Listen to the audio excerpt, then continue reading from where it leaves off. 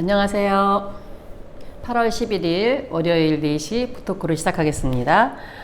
오늘은 학교의 모든 것은 교육과정 중에서 학교 교육환경, 교육과정의 기본 요소, 이 책의 161쪽에 나와 있는 내용입니다. 이것을 주제로 말씀드리겠습니다. 유명한 말이 있죠. 그 2차 대전 후에 처칠 연구수상이죠. 얘기했던 사람은 공간을 만들고 공간은 사람을 만든다 라는 말은 굉장히 유명한 말이죠. 그것은 공간이 어떤 공간에 있느냐에 따라서 사람의 그 성장 과정에 큰 영향을 미칠 수 있다는 것을 의미합니다. 아주 유명한 법칙 중에 하나가 깨진 유리창 법칙이라고 들어보셨죠. 유리창이 깨져 있는 곳, 쓰레기가 더 많은 곳, 이런 곳에는 사람들이 점점 더 쓰레기를 버려서 그곳이 아주 쓰레기장 완전히 황폐화된 그런 공간으로 바뀐다는 말이죠. 이런 사례는 무수히 많습니다. 제가 경험했던 사례도 있는데요.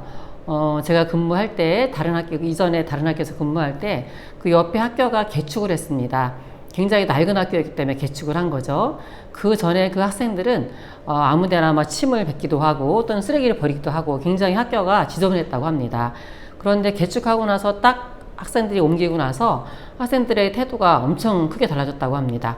아이들이 굉장히 차분해지고 쓰레기를 버리는 일도 없어지고, 그 모습을 보면서 사실 그 학교가 갑자기 아이들의 환경이 달라지거나 아이들의 구성이 달라진 것은 전혀 아니었습니다. 그럼에도 불구하고 쾌적한 학교 공간이 주어지니까 학생들의 이렇게 태도가 달라졌다는 걸 보고서 선생님들이 많이 놀라워했던 그런 이야기를 들었었습니다. 이처럼 학교 환경은 단순히 그냥 공간의 차원을 넘어서서 학생들의 성장에, 사람의 성장에 큰 영향을 미칠 수 있습니다. 저는 그런 관점에서 교장이 되자마자부터 학교 환경에 대해서 굉장히 신경을 많이 썼습니다. 그 중에서 대표적인 거 2가지 사례를 말씀드리겠습니다. 학교 주변에 통학로를 개설한 것과 또 한 가지는 학교 뒤편의 나대지를, 이 땅은 이제 구청의 땅이었죠. 지자체 땅이었는데 이곳에다가 학교 밖 야외 학습장을 만든 사례를 말씀드리겠습니다. 첫 번째 사례는 2019년에 제가 교장으로 가서 바로 추진했던 사례이고요. 두 번째 사례는 2020년에 그 이어서 했던 사례입니다. 2019년에 제가 교장으로 다시 갔는데 학교 주변이 굉장히 그 차들이 많이 다니는 곳이라서 골목에 접해 있어서 통학로가 확보되어 있지 않았었습니다. 저는 제가 교사를 근무했기 때문에 이 상태를 이미 알고 있었거든요. 실제 제가 교사를 근무할 때 사고가 날 뻔한 적도 있었고요. 그래서 이것을 구청장과 면담 신청해서 바로 추진했습니다. 그런데 구청에서 나와서 본 다음에 답변이 뭐였냐면 여기는 길이 좁아서 인도를 만들 폭이 안 나온다.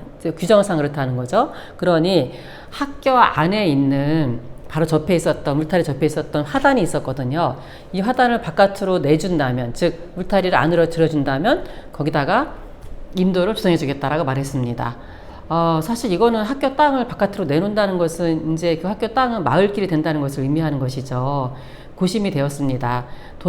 이 땅을 살 돈도 없다고 해서 고심하다가 저는 교육청과 그리고 학교 구성원들과 논의를 했습니다. 그리고 결단을 내렸습니다. 학교 땅을 내놔서 인도를 조성하자. 그리고 실제 인도를 조성했습니다. 인도를 조성할 때 물론 모든 경비는 지자체가 부담을 했고, 그리고 관리도 지자체가 하는 것으로 MOU를 맺었습니다. 물론 소유는 교육청 땅입니다. 그리고 학교가 붙은 사각형이니까 한 면이 또 여기가 위험한 그런 길이었는데요. 거기는 일방통행인데다가 학교 쪽으로 한 면이 지자체가 운영하고 있는 거주자 우선 주차지역으로 차가 8대가 서 있었습니다. 그래서 학생들은 그 옆에 있는 마을버스 정류장에서 내려서 그 길을 걸어서 학교로 등교를 했는데요. 이때 그 서 있는 차들 사이로 차가 지나가면 왔다 갔다 하면서 피해가면서 등교를 했습니다. 제가 답답한 마음에 교장이 되자마자 이곳에 차가 운행하는 수를 세워봤는데요. 그 작은 사거리에 학교에 접해 있는 작은 그런 골목 사거리인 거죠. 거기에 차가 아침에 아이들이 등교할 때 8시 반부터 9시 그 사이에 120-30대가 왔다 갔다 했습니다. 너무 위험한 상황이었죠. 저는 거기도 이 8대의 차도 학교에다 세우게 해줄 테니 여기도 이 차가 서 있는 이곳을 인도로 조성해 달라고 요청을 했습니다. 그러면 학교 주변에 다 인도가 완성이 되는 것이죠. 이 사실을 듣고서 구청에서는 저희가 화단을 내놓기로 한 것과 더불어서 구청에서는 거기 있는 차들을 다른 곳으로 옮겨서 인도를 조성을 했습니다. 그래서 두 면의 인도가 생겼고 아이들이 아침에 안전하게 등교할 수 있었습니다. 이 길은 아이들한테도 안전한 길이 되었지만 마을 주민들이 같이 이용하는 길인 것이죠. 그래서 마을 주민들도 이 길을 통해서 안전하게 등교하거나 또는 안전하게 통행할 수 있는 그런 길이 되었습니다. 학교 화단을 내놓을 때 학교에서 요구했습니다.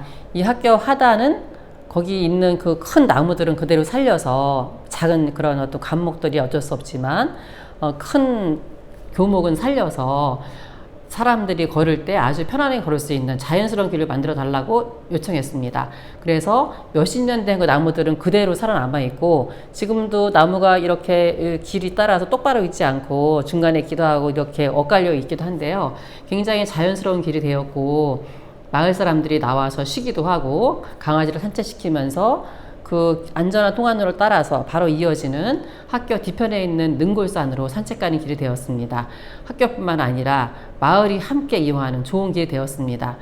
아침에 불안한 마음으로 아이들이 차를 피해서 등교했을 때 과연 그 불안감이 금방 사라질까요? 저는 그렇게 생각했습니다. 그래서 아이들이 안전하게 학교에 들어올 수 있도록 통학로를 만드는 것은 굉장히 중요한 교육과정이라고 생각합니다. 두 번째 사례를 말씀드리겠습니다.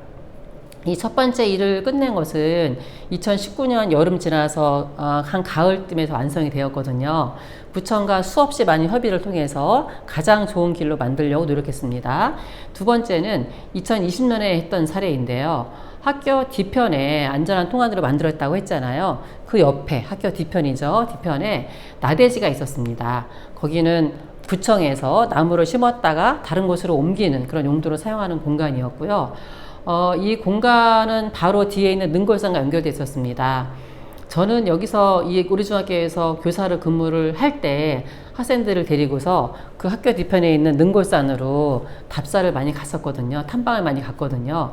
능골산에는 굉장히 좋은 자원이 많습니다. 나무뿐만 아니라 유적지도 있고 운동할 수 있는 시설도 있어서 학교가 여기를 이용할 수 있으면 굉장히 좋은 야외학습장이 될 수 있거든요. 그런데 그 능골산에 접근하려면 정문을 통해서 삥 돌아서 가야 했기 때문에 가는 길도 위험했고 그리고 시간도 많이 걸려서 학생들이 굉장히 별로 안 좋아했죠.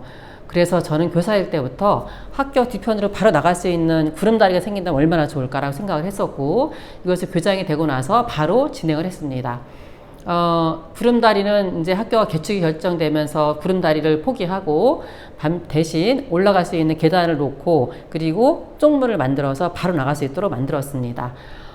이 뒤편에 이 나대지에다 야외학습장을 공간을 같이 만들었는데요. 야외학습장은 학생들이 수시로 나가서 접근할 수 있는 능골산에 접근할 수 있는 통로도 되지만 그 소공간 자체가 학생들이 밖에 나가서 자연을 접하면서 수업할 수 있는 좋은 공간이 될 수 있었습니다. 저는 이 공간을 만들고 나서 계단에서 바로 나갈 수 있는 그 쪽문에다가 번호키를 달아서 선생님들이 언제든지 학생들과 같이 나가서 그 공간을 활용할 수 있도록 만들었습니다. 그래서 실제로 학생들은 그 공간에 나가서 뭐 계절에 따라서 야외 수업을 많이 했고요. 그리고 또 바로 그 소공원 옆에 마을버스가 서는 곳이거든요. 학생들이 마을버스로 등교하는 학생들이 학생 수의 한 3분의 1 가까이 되는데 이 학생들은 마을버스에서 내려서 바로 쪽문을 통해서 학교로 들어올 수 있어서 보다 더 안전해졌고 또 이쪽으로 아이들을 등교할 수 할 때 그쪽 길로 아이들을 인도를 해서 아이들이 훨씬 더 안전한 거기는 인도가 있거든요. 마을 골목길이 아니라 인도를 통해서 그리고 옆에 접해 있는 그 능골산의 자연의 그런 어떤 소리, 향기 이것을 맡으면서 등교할 수 있도록 해서 학생들이 보다 쾌적하고 안전하게 학교에 등하교할 수 있도록 만들었습니다. 이 소공원을 설계할 때 소공원 설계하는 그 설계도는 구청과 학교가 긴밀하게 협의했습니다. 그래서 학생들이 거기 나가서 모둠 수업을 할 수 있도록 모둠 수업할 수 있는 테이블을 놓고 탁자를 놓고 그리고 그 탁자의 옆에다가는 큰 느티나무를 심어서 느티나무 그늘 안에서 수업할 수 있도록 만들었습니다.